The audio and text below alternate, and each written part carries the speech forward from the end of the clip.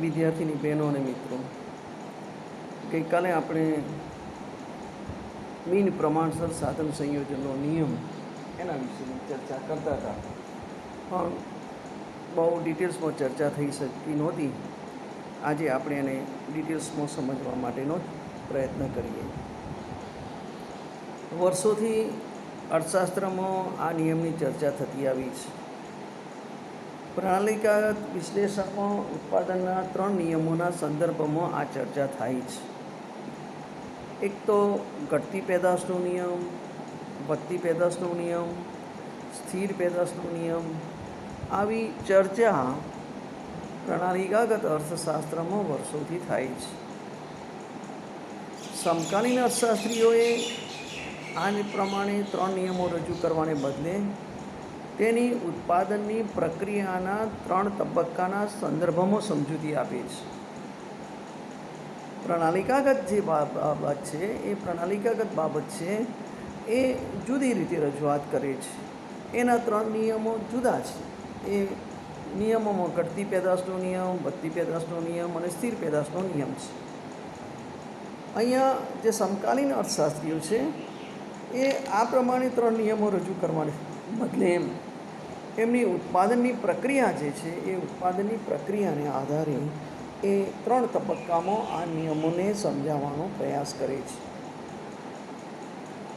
એમની જે આખી વાતનો સાર છે એ જે સમકાલીન અર્થશાસ્ત્રીઓ જે વસ્તુ રજૂ કરવા માગે છે તે એને સમજવાની કોશિશ કરીએ તો, જ્યારે ઉત્પાદન પદ્ધતિમાં ફેરફાર કર્યા વિના કોઈ એક સાધનને સ્થિર રાખીને અન્ય સાધનોનું પ્રમાણ વધારતા જવામાં આવે ત્યારે સ્થિર અને અસ્થિર સાધનોનું સંયોજન બદલાય છે. અને એને લીધે શરૂઆતમાં સાધનો પાછળ થતા ખર્ચ કરતાં પેદાશમાં ઊંચા દરે વધારો થાય છે. ત્યારબાદ અમુક તબક્કાએ અસ્થિર સાધનોની વૃદ્ધિના પ્રમાણમાં જ પેદાશ વધે છે.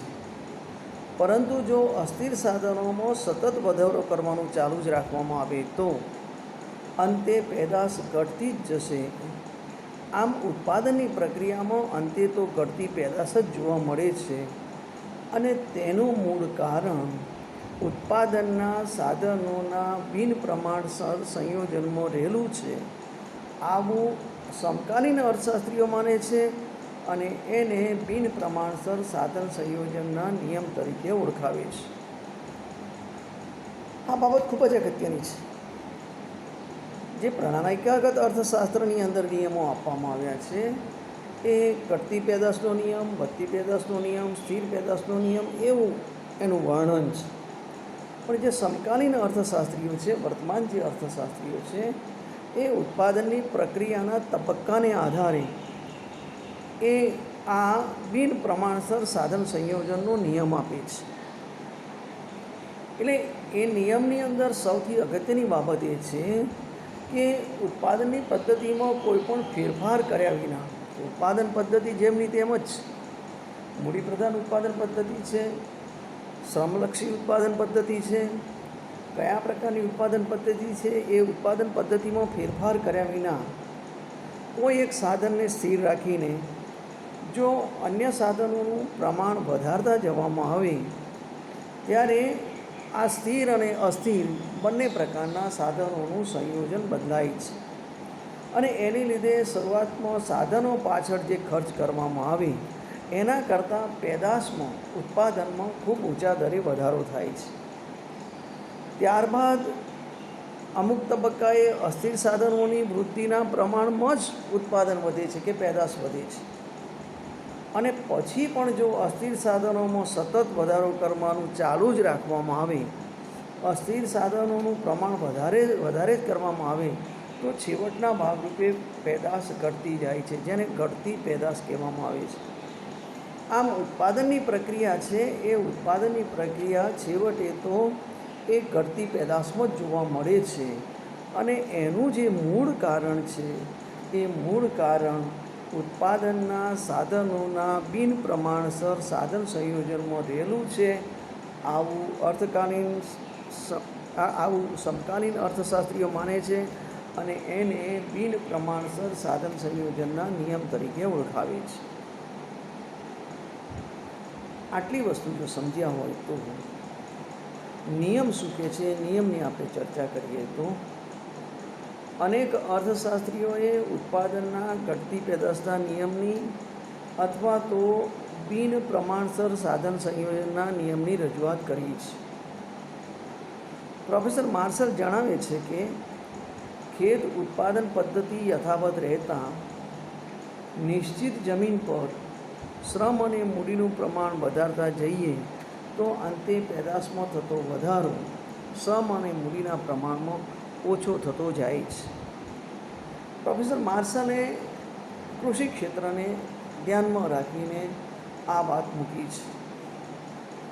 પ્રોફેસર માર્શલ કૃષિ ક્ષેત્રમાં ને ધ્યાનમાં રાખીને આ વાત મૂકી હોવાને કારણે એમનું કહેવું એમ છે કે ખેત ઉત્પાદન પદ્ધતિ જે કોઈ અપનાવવામાં આવે એ ખેત ઉત્પાદન પદ્ધતિ એમની એમ જ રાખવામાં આવે, પણ એમાં જો એ જે ખેત ઉત્પાદન પદ્ધતિ જે જમીન ઉપર કરવામાં આવી છે એ જમીન ઉપર શ્રમ અને મૂડી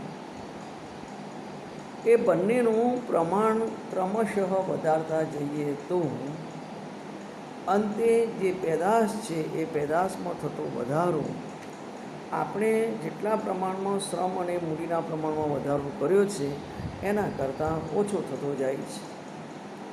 એટલે માર્શલ માત્ર ખેતીમાં જ કરતી પેદાશના વલણની રજૂઆત કરે છે, પરંતુ ઘટતી પેદાશ એ માત્ર ખેતીની જ વિશિષ્ટતા નથી. ખેતીની બાબતમાં આ નિયમ બહુ સરળતાથી લાગુ પડી શકાય એમ છે. જમીનના નિશ્ચિત ટુકડા ઉપર તમે જેમ જેમ સિંચાઈ, બિયારણ, ખાતર, વધારે મજૂરો જેમ જેમ રોકતા જાઓ તેમ તેમ શરૂઆતમાં તમે જે આ જે ખર્ચ કર્યો એ ખર્ચના પ્રમાણ કરતાં ઉત્પાદન ખૂબ વધારે પ્રાપ્ત થાય.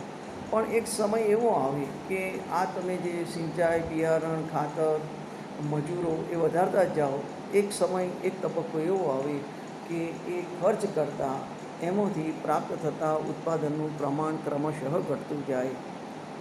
એટલે માર્શલે માત્ર ખેતીની બાબતમાં જ, ખેતીના વલણમાં જ આ નિયમની રજૂઆત કરી છે, પણ આ નિયમ એ માત્ર ઘટતી પેદાશનો નિયમ એ માત્ર ખેતીની જ વિશિષ્ટતા નથી.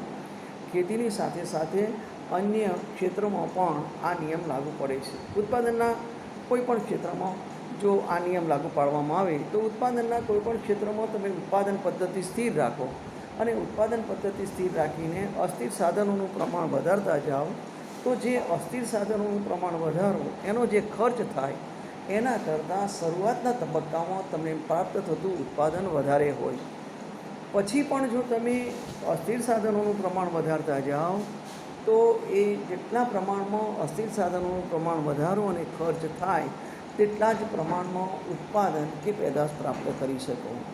અને પછી પણ જો તમે સતત અસ્થિર સાધનોનું પ્રમાણ વધારતા જાઓ તો એક તબક્કો એવો આવે કે તમે જે ખર્ચ કર્યો હોય એના કરતાં પ્રાપ્ત થતા ઉત્પાદનનું પ્રમાણ ઓછું હોય, જેને ઘટતી પેદાશના નિયમ તરીકે ઓળખવામાં આવે છે.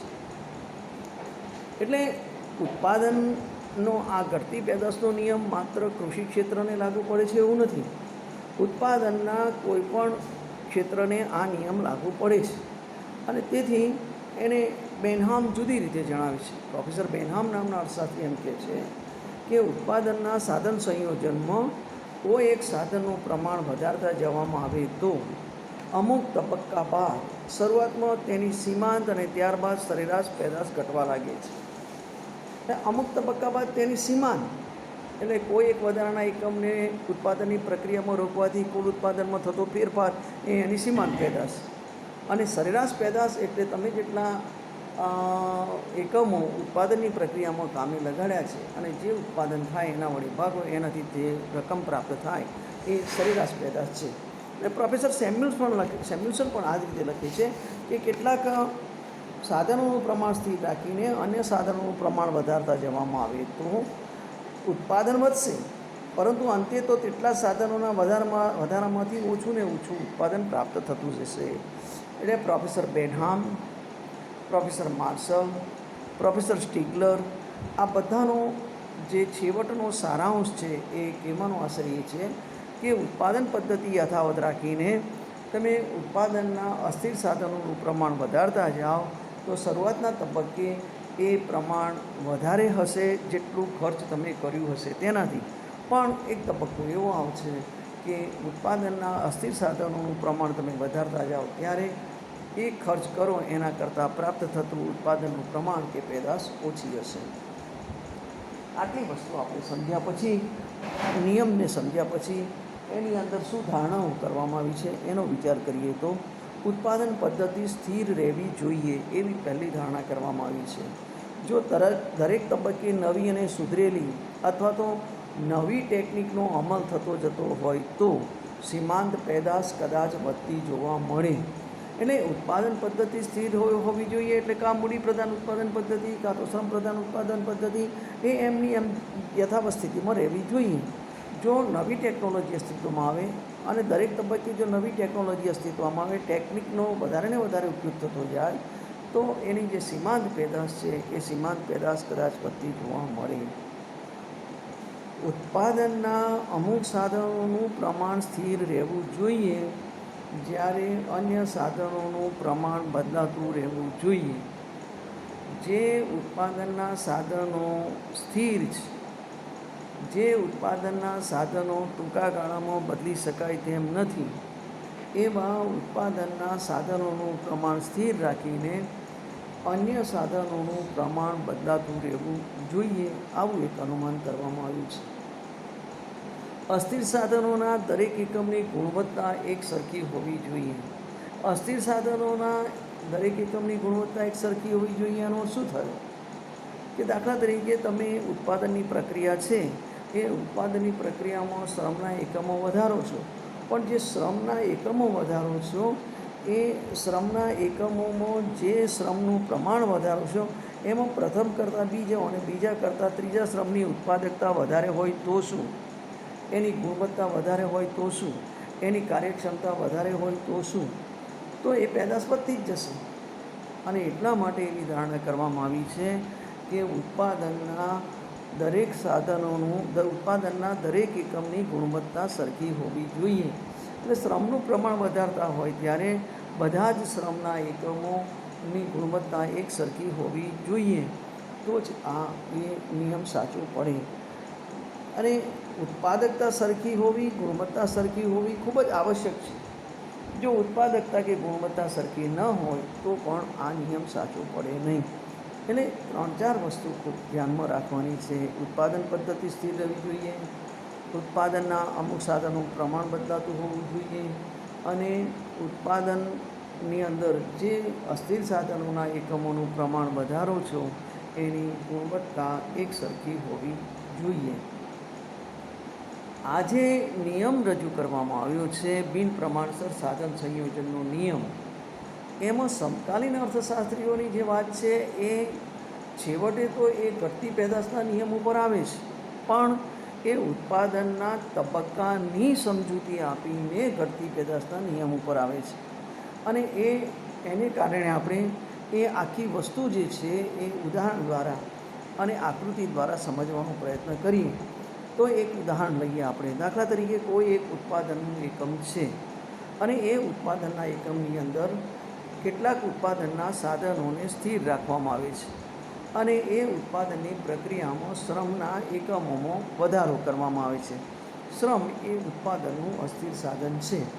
તો જેમ જેમ શ્રમના એકમો વધારવામાં આવે તો એ જે ઉત્પાદનનું એકમ છે એ ઉત્પાદનના એકમમાં કુલ પેદાશ કેટલી હશે, સરેરાશ પેદાશ કેટલી હશે, સીમાંત પેદાશ કેટલી હશે અને કયા પ્રકારના તબક્કા અસ્તિત્વમાં આવશે એ પણ સમજવાની જરૂર છે. દાખલા તરીકે આપણે એવું વિચારીએ ઉદાહરણ દ્વારા કે શ્રમના એકમોમાં વધારો કરવામાં આવે છે. દાખલા તરીકે શ્રમના પહેલા એકમને વધારો કરવામાં આવે, 1 એકમ છે તો એની કુલ પેદાશ 5 એકમ છે, એટલે એની સરેરાશ પેદાશ પણ 5 એકમ થશે, એની સીમાંત પેદાશ પણ 5 એકમ થશે. હવે માનો કે શ્રમનું 1 એકમ વધારવામાં આવે છે, એકના બદલે 2 એકમ કરવામાં આવે છે. હવે માનો કે કુલ પેદાશ 12 એકમ થાય છે, તો સરેરાશ પેદાશ એની 12 ભાગ્યા 2 કરીએ એટલે 6 એકમ આવશે. સીમાંત પેદાશ એટલે કુલ પેદાશમાં થતો ફેરફાર, એટલે પહેલાં વખતે 5 એકમ થયા હતા, ફરી 12 એકમ થયા, એટલે સીમાંત પેદાશ 7 એકમ આવશે. માનો કે હજુ પણ 1 એકમ વધારવામાં આવે શ્રમનો અને 3 એકમ એ ઉત્પાદનની પ્રક્રિયામાં દાખલ કરવામાં આવે તો કુલ પેદાશ માનો કે 21 એકમ થાય. તો એની સરેરાશ પેદાશ કેટલી થાય? તો 3 એકમ છે ને 21 છે, એટલે 3 × 7 = 21, એટલે સરેરાશ પેદાશ 7 એકમ થઈ. તો સીમાંત પેદાશ કેટલી થાય?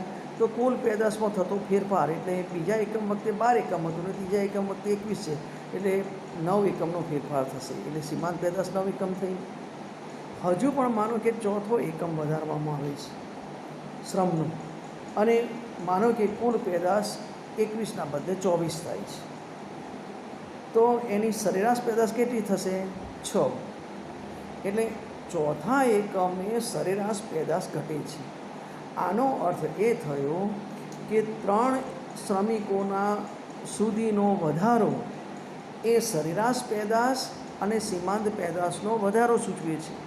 એટલે આપણે એને પ્રથમ તબક્કામાં મૂકી શકીએ, કારણ કે અહીંયા પહેલો એકમ, બીજો એકમ અને ત્રીજો એકમ 3 એકમમાં વધારો કર્યો, ત્યાં સુધી કુલ પેદાશમાં વધારો થયો છે, સરેરાશ પેદાશમાં વધારો થયો છે, સીમાંત પેદાશમાં વધારો થયો છે, એટલે આપણે એને પ્રથમ તબક્કામાં મૂકી શકીએ. પણ માનો કે જ્યારે ચોથો એકમ રજૂ કરવામાં આવ્યો ત્યારે કુલ પેદાશ વધી છે, પણ સરેરાશ પેદાશ 1 એકમ ઘટી છે, કારણ કે ત્રીજા એકમ વખતે 7 હતી, ચોથા એકમ વખતે 6 બને છે. અચ્છા, સીમાંત એકમ ત્રીજા શ્રમિક વખતે 9 હતી, ચોથા શ્રમિક વખતે એ 3 થાય છે, એટલે સરેરાશ પેદાશ અને સીમાંત પેદાશ ઘટે છે. એટલે અહીંયા બીજો તબક્કો શરૂ થાય છે એમ કહી શકાય.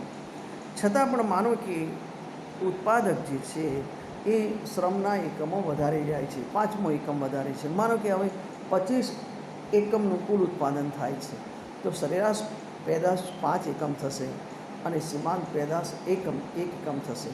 માને કે હજુ પણ 1 એકમ વધારે છે, 6થો એકમ, તો ત્યારે એ જે કુલ પેદાશ 5મા એકમ વખતે 25 હતી એટલી 25 ને 25 રહે છે, એટલે કે અહીંયા માઇનસ સરેરાશ પેદાશ થાય છે અને સીમાંત પેદાશ 0 બને છે.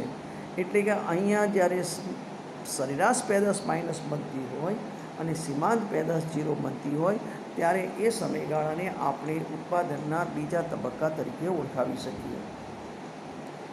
માનો કે ત્યાર પછી પણ શ્રમનો 1 એકમ વધારવામાં આવે છે અને 7મો એકમ રજૂ કરવામાં આવે છે, ત્યારે કુલ પેદાશ ઘટીને 20 એકમ થાય છે, ત્યારે સરેરાશ પેદાશ 3 એકમ અને સીમાંત પેદાશ -5 એકમ થાય છે, એટલે કે ત્રીજો તબક્કો શરૂ થાય છે.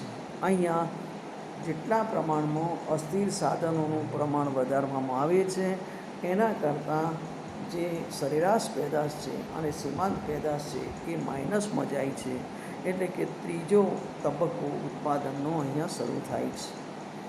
એટલે આ બાબતને પ્રોફેસર માર્શલે કૃષિ ક્ષેત્રમાં બહુ આસાનીથી ઉપયોગમાં લગાડી છે. કૃષિ ક્ષેત્ર સાથે આનો સંબંધ વધારે છે. કૃષિ ક્ષેત્રમાં આ પ્રકારની પ્રક્રિયા વધારે પ્રમાણમાં જોવા મળે છે, અને એટલે પ્રોફેસર માર્શલે આ જે બિન પ્રમાણસર સાધન સંયોજનનો નિયમ છે એ કૃષિ ક્ષેત્રને લાગુ પાડવા માટેનો પ્રયત્ન કર્યો છે. સમકાલીન અર્થશાસ્ત્રીઓ ભલે એને ઉત્પાદનના બધા ક્ષેત્રમાં લાગુ પાડે, પણ પ્રોફેસર માર્શલે જે વાત મૂકી છે એ ખૂબ અગત્યની છે, એટલા માટે કે કૃષિ ક્ષેત્રમાં આ પ્રકારની પરિસ્થિતિ સૌથી વધારે જોવા મળે છે. અને કૃષિ ક્ષેત્રમાં જમીનના એક નિશ્ચિત ટુકડા ઉપર તમે જેમ જેમ સિંચાઈ, ખાતર, ઓજારો, બિયારણ, મૂડી બધું વધારતા જાઓ તેમ એક તબક્કો એવો આવે છે કે શરૂઆતમાં ઉત્પાદન વધે, પછી સ્થિર થાય અને પછી ઘટતું જાય. એટલે માર્શલની જે વાત છે એ કૃષિ ક્ષેત્રમાં આ બિન પ્રમાણસર સાધન સંયોજનનો નિયમ વધારે લાગુ પડે છે એમ એમનું કહેવું છે. હાલ હું અહીંયા આ ચર્ચાને વિરામ આપું છું. આપણે અહીંયા સુધી સમજવાની કોશિશ કરી છે, અનુસૂચિ સુધી. ત્યારબાદ આપણે આવતીકાલે એની આકૃતિ, એની સમજૂતી અને આખા નિયમના અપવાદો શું છે એ બધાની ચર્ચા ફરી કરીશું. અહીંયા હું આ ચર્ચાને વિરામ આપું છું.